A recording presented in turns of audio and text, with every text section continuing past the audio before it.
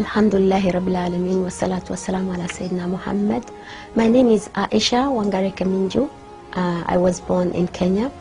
I embraced Islam 10 years ago after really a struggle in life, after searching for so long. Prior to becoming a Muslim, I was a flight attendant. Since I had it all, I was sitting on top of the world, like they say.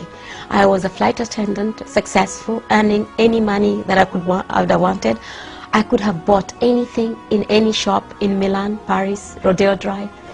I bought anything I wanted. Yet, the more I bought, the more I was depressed.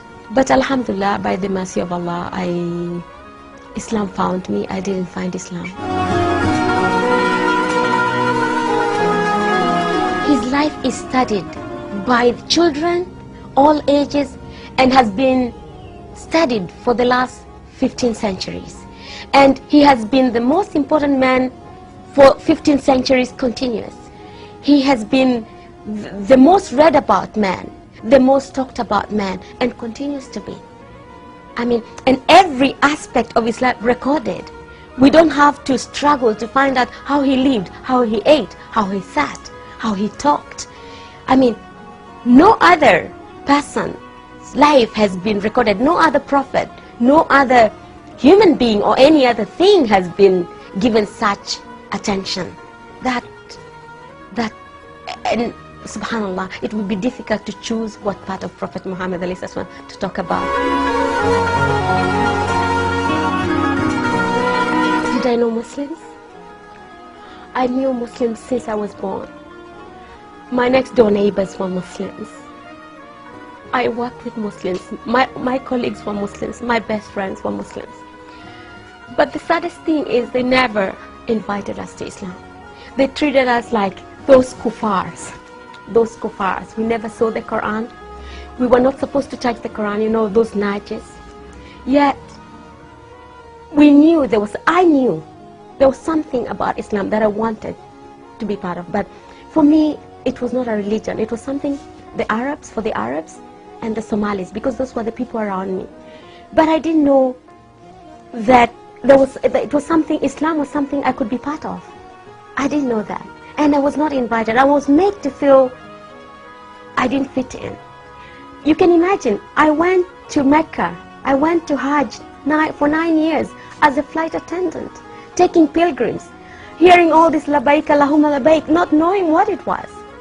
But alhamdulillah, maybe Allah had not meant for me to be a Muslim then, because probably I wouldn't have found the taste I have that now, what I know now that Islam is. But it's very sad that Muslims can have this treasure of Islam and not pass it on.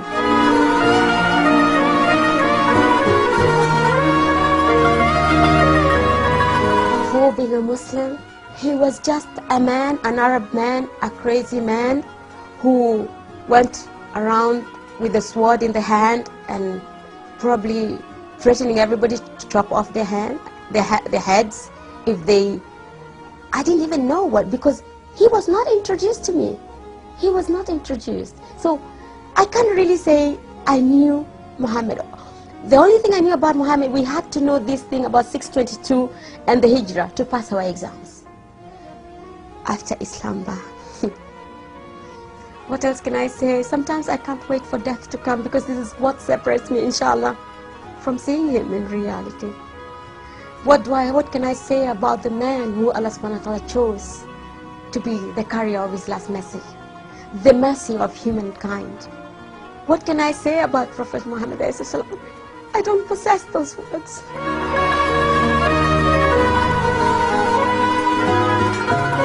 It's not too late. It's not too late just to open their eyes, to look at the world, to look at Islam is the hot topic. Take the advantage. Take the advantage and give the message. Deliver the message. We have to deliver the message. Bilfa'al, by actions. Because we don't have a lot of time.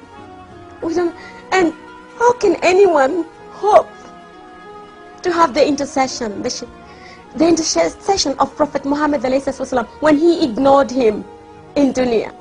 We really can hope that on the On Yawm al-Qiyamah, we will be able to walk with him in the Sirat when we did nothing for him in dunya. It's very simple mathematics. If you love somebody, you follow him and you work for him. What do you do for your lover? What do you do for your lover?